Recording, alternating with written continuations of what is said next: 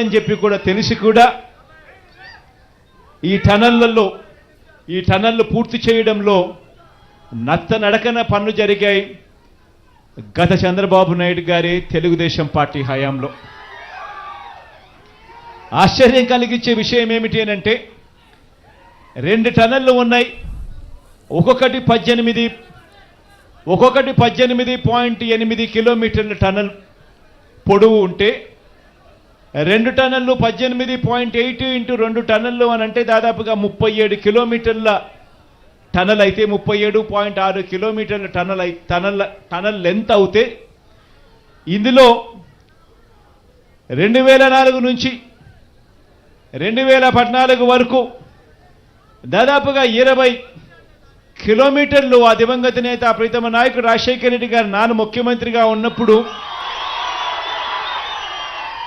ఉరుకులు పరుగులు తీస్తూ టనల్ పూర్తి చేసే కార్యక్రమంలో యుద్ధ ప్రాతిపదికన అడుగులు పడితే 2014 నుంచి 19 వరకు చూస్తే కేవలం 6.6 కిలోమీటర్లు మాత్రమే టనల్ వర్క్స్ జరిగాయి.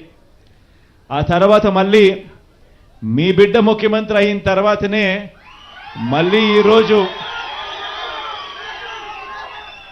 దాదాపుగా మిగిలిపోయి ఉన్న 11 కిలోమీటర్ల టనల్ను యుద్ధ ప్రాతిపదికన పూర్తి చేసి ఈరోజు జాతికి అంకితం చేసే ఒక గొప్ప కార్యక్రమం ఈరోజు జరుగుతూ ఉంది.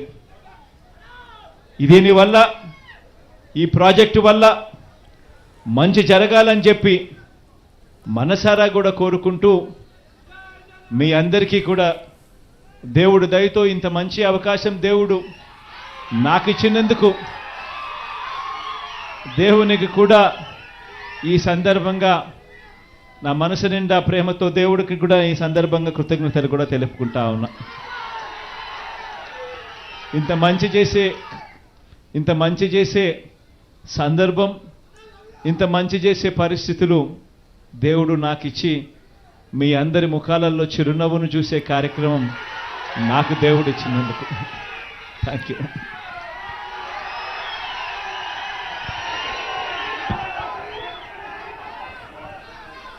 చంద్రాను చెప్పాల్సిన పని లేదు.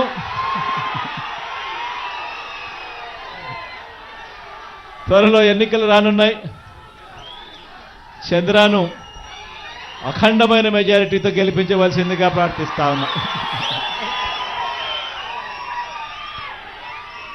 అంటే భాస్కర్ కూడా ఉన్నాడు, మీకు మంచి ఎంపీ అభ్యర్థి అవుతాడు.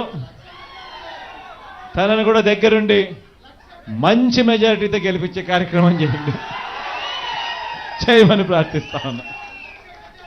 మీ దగ్గరకు వస్తా కదబ్బా,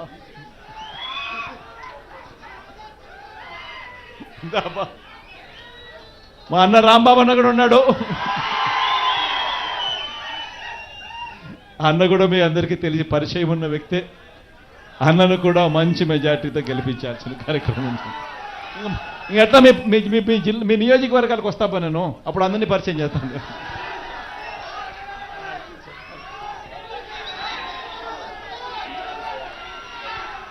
గిద్దలూరు సురేష్ అందరూ ఉన్నారు. మీ మంత్రి కూడా అక్కడే ఉన్నాడు, కాబోయే మంత్రి కూడా.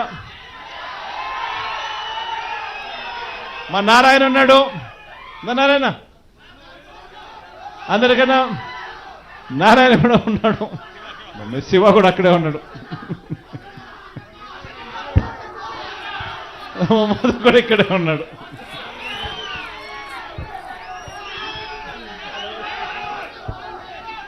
మా నాగార్జున అన్న కూడా ఇక్కడే ఉన్నాడు.